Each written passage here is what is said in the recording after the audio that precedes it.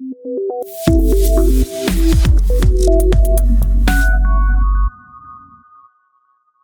there, welcome to CodeChef. Today we are going to be discussing the project JSON CSV Converter. This project is part of our course Python Projects for Beginners, where we have 11 different Python projects from which beginners can get familiar with Python.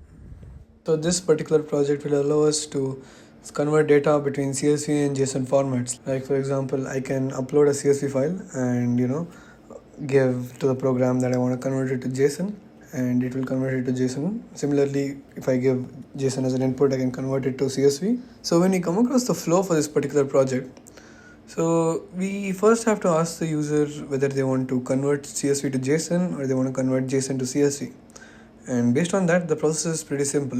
You're gonna ask the user for input CSV or JSON name and output CSV or JSON name. And then we're gonna read the data from either the CSV or the JSON file. And then we're gonna write the data to the specified CSV or JSON file, and we'll display a success message if it happens, or else we'll be displaying an error message saying error writing to CSV or writing to JSON. And if the user selects exit, we should display an exit message, break out of the loop and terminate the program. So in the first subtask of the JSON CSV converter, we are going to be writing the JSON file writing part of the code, that is the write JSON function. So the way this program works is we're going to have a write JSON function, a write CSV function, a read CSV function, and a read JSON function. And then we're going to have two functions for CSV to JSON and JSON to CSV. And accordingly, we will be calling these write JSON and read JSON functions. For example, if I want to convert from JSON to CSV, first I'm going to call the read JSON function, and then I want to call the write CSV function. So in this subtask, we are looking at the write JSON function.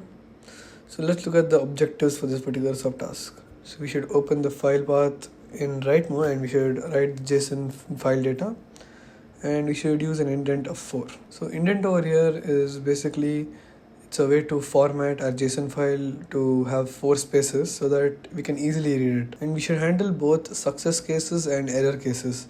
For example, if it's successful, we should print out a message saying successfully written, and if it's not successful, then we're going to write error writing JSON file. So we have our expected output down here. So let's look at the code. First, we're going to import JSON module from Python, and then we're going to define the write JSON function, which is going to take file path and data as an input. So this function over here will be called from the convert CSV to JSON function, because there we are reading the CSV and we are writing into JSON. So over there we're going to give file path and data as an input. Now we have given try and accept over here. So what is this try and accept? So try and accept is just a simple way to handle errors.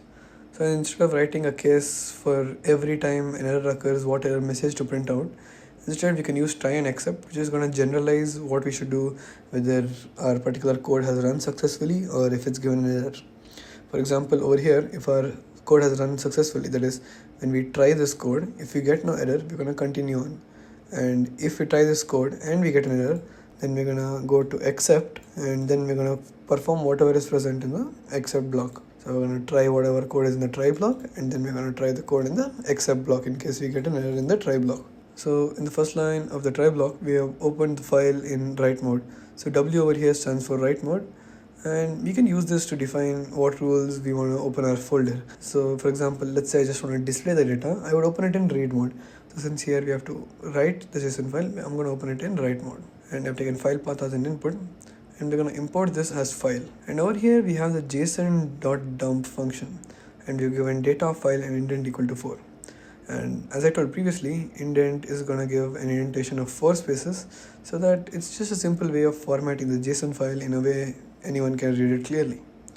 Now what is JSON.dump over here? If you recall from our previous project, we had used JSON.load and JSON.dump.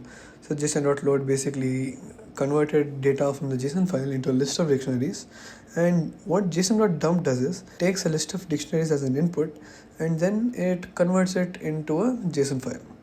That is, data over here is basically a list of dictionaries, and then we're going to take that list of dictionaries, we're going to convert it into a JSON file and store it as file, and then we're going to give indentation of 4. So whatever code we gave here, if this runs successfully, we're going to return true. But if it does not run successfully, that is, we get an error message, then we're going to print out error writing JSON file, and we're going to return false. So we can get to know if we've gotten true that we were able to write the JSON, but if we get false as an output from this function, then we can tell, okay, we had an error writing this JSON file. And in the main function, we have our sample data over here, and we have an input JSON underscore file, which you want to take an input as a user. Basically, it's a file path. And the dot strip over here is used to remove any leading or trailing white spaces that might be present while the user is giving an input, so that we can normalize all inputs. So what does if write JSON function even mean? So it means that if you get true as an output from this function, that is, if you return true over here, then we're going to perform whatever is present in the if block. But if you've gotten false from this function over here, then we are not going to perform whatever is present in this if block. So let's just run this code once, and let me give JSON file path as, c1.json. So we've written the data successfully. It won't be visible over here because we are running this online and we're not running it locally. So let me just submit this code once to check if it's correct. So yeah, we have passed both the test cases. Let's move on to the next subtask.